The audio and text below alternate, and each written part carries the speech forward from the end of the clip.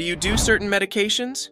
Well, this anime is about a woman that does a lot of medication, if you know what I mean. And no, I'm not talking about marijuana. Mao Mao is a young apothecary with a hunger for adventure and a taste for disaster. She has learned so much about medicines, potions, and she even experiments on herself to the point that she has scars all over her body. She gets involved in an unfortunate kidnapping incident and has to spend the next couple of years in the Emperor's house with 4 baby mamas. Crazy, isn't it? Glistening and expressive. What beautiful eyes we see for a first scene. A beautiful young woman who we can tell has learned all her apothecary skills from her father squats on a field of different flowers.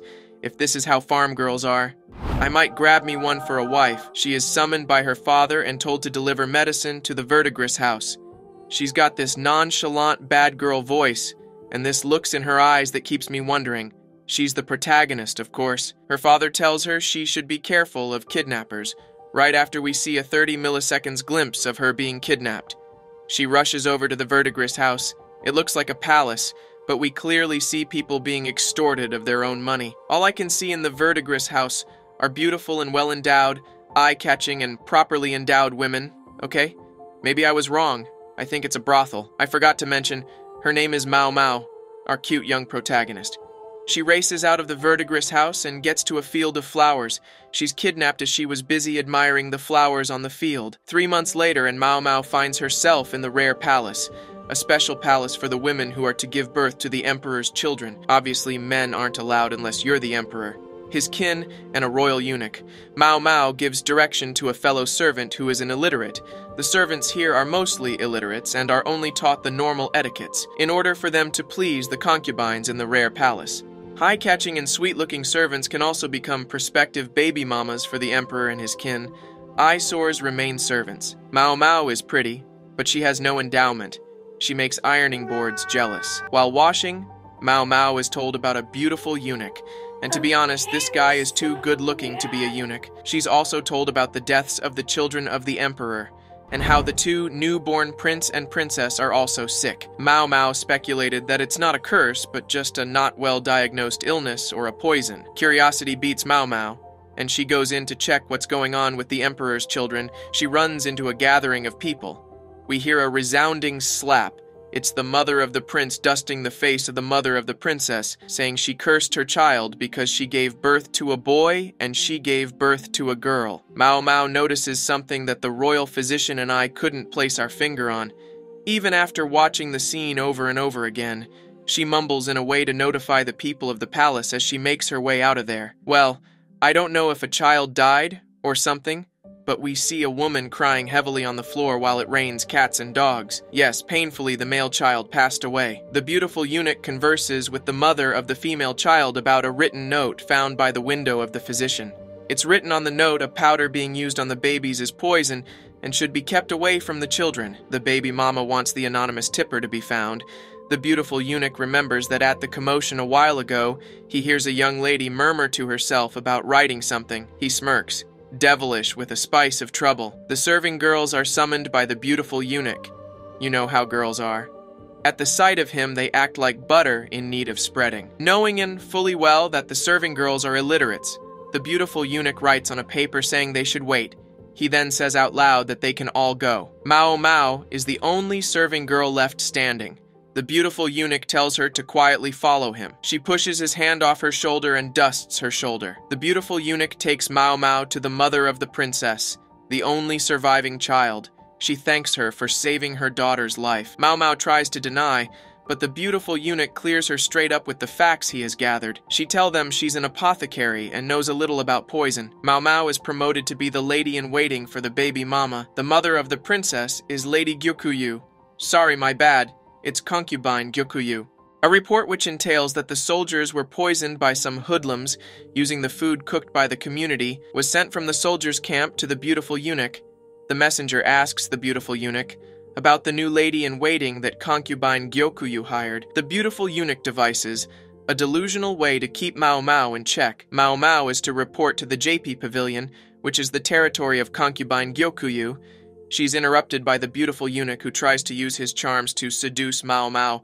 But bro, Mao Mao was not even moved. She felt an instant irritation and continues her movement to the Jade Pavilion. She arrives at the Jade Pavilion and meets Hong Niang, head of the lady-in-waiting. Mao Mao is given a tour of the Jade Pavilion. She's introduced to other lady-in-waiting. Mao Mao is summoned by Lady Gyokuyu and the beautiful eunuch. She's told that she'll be testing the concubine's food before the concubine eats. I'm sorry I keep calling her Lady Gyokuyu. It's concubine Gyokuyu. The tray of food is brought to Mao Mao. She's not testing the food. She's just enjoying her meal with her eyes closed. If I say it's testing, I'm lying. This is pure sensual evaluation. Mao Mao informs Lady Gyokuyu to switch to silver plates because they react to poison. The concubine tells her that she already knew. She just wanted to test her. Mao Mao is so bored because she has nothing to do except for her sensual evaluation. This girl does not know what he has done for her. If I had the chance and her knowledge of poison, I'll be enjoying the king's meal. The beautiful eunuch, I just found out his name though. Oh shit.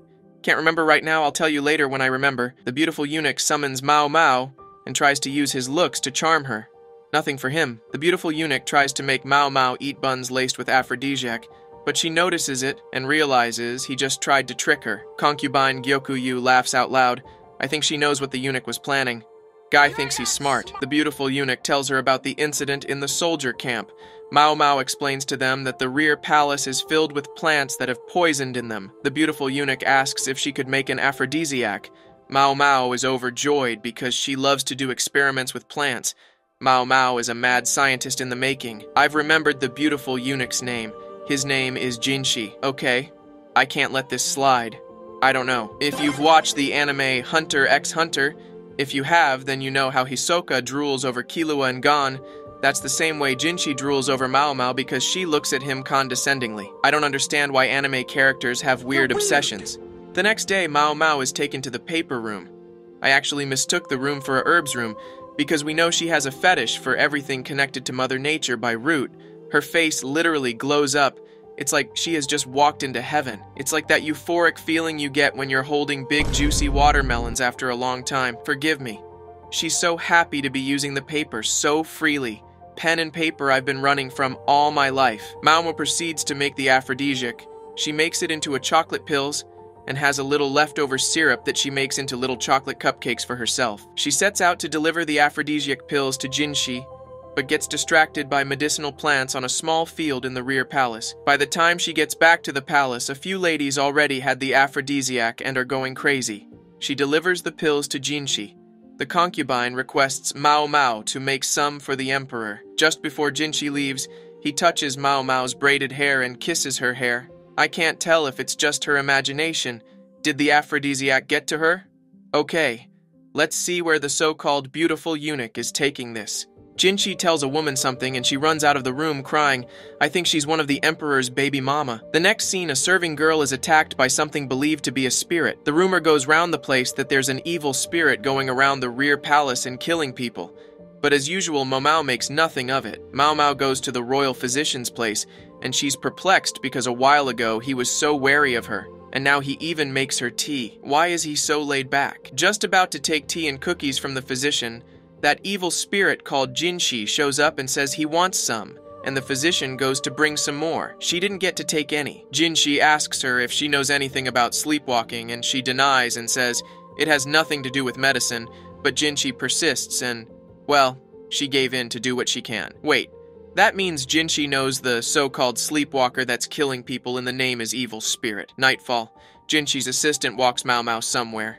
During transit, he tells her to stop looking at eunuch Jinshi like he's a woman-eating maggot. I still don't understand why he's touched by her condescending looks. I'm beginning to think that guy is packing down there. Jinshi's assistant leads her to see the so-called evil spirit. It's a beautiful princess that's been... Wait, she's very pretty and she's dancing on top of a wall with a dress that glows under the moonlight. It's serene. Both Mao Mao and I are amazed. The princess has been neglected by the emperor because she's supposedly said to be a wonderful dancer, but she tripped while dancing for him.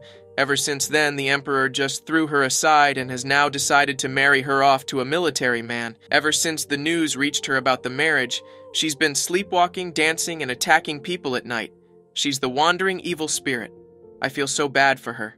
Mao Mao is informed about all this, and she requests to see her to know more about her condition. Mao Mao goes to spy on the princess with Jinshi's assistant. She returns and tells concubine Gyokuyu and Jinshi about the same sleepwalking she encountered in the Verdigris house. She speculates that the sleepwalking is caused by stress, and the princess would stop sleepwalking if the wedding with the military man was cancelled. Concubine Gyokuyu and Jinshi nods in agreement, and Mao Mao takes her leave. The princess is called Lady Fuyu. Lady Fuyu is confined to her room till the day of her bestowal. Eunuchs are kept to watch her. Mao Mao wonders if that's a good decision. Concubine Gyokuyu notices that Mao Mao has been behaving strangely. After a while, Concubine Gyokuyu confronts Mao Mao and tells her that Mao Mao could tell her anything. I guess Mao Mao is behaving out of the norm because what she said is not what they did. Mao Mao tells Concubine Gyokuyu a story about another courtesan at the Verdigris house and likens it to that of Lady Fuyu. As they speak, Lady Fuyu takes her leave to her bestowal. I don't know if I should be sad for her. Mao Mao makes a crazy speculation.